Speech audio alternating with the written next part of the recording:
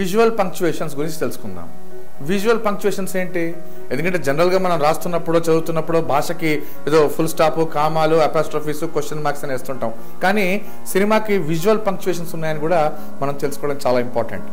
Visual punctuations ఏంటి అంటే edit చేస్తున్నప్పుడు లేదా మనం డైరెక్టర్ షార్ట్ తీస్తూ ఊహించినప్పుడు ఒక షాట్ తర్వాత ఒక షాట్ ఏ రేంజ్లో రావాలి, ఏ మూడ్లో రావాలి, ఏ ఇమోషన్లో రావాలి అనడానికి అయితే స్ట్రైట్ కట్, ఆప్టికల్ కట్ అనే 2 మార్గాలు ఉన్నాయి. ఇవి ఎడిటింగ్ లో జాయినింగ్ చేసే విభాగంలో జరుగుతుందన్నమాట. స్ట్రైట్ కట్ అంటే కట్ టు కట్ వెళ్తూ జాయిన్ చేసుకుంటూ షార్ట్స్ ఆర్డర్లో తీసుకెళ్లేదాన్ని విజువల్ పంక్చుయేషన్ లో స్ట్రైట్ కట్ అంటారు. అలాగే విజువల్ పంక్చుయేషన్స్ లో ఆప్టికల్ కట్ అంటే ఒక షాట్ కి ఇంకో షాట్ కి జాయిన్ చేస్తున్నప్పుడు ఆప్టికల్ ద్వారా అంటే fade in, fade out, dissolve or wipe ఈ 3 ప్రక్రియల ద్వారా షార్ట్స్ ని జాయిన్ చేసే ప్రక్రియనే ఆప్టికల్ కట్ అంటారు అనమాట. సో విజువల్ పంక్చుయేషన్స్ ప్రాపర్ గా లేకపోతే మనకు సినిమా బోర్ కొడుతుంది.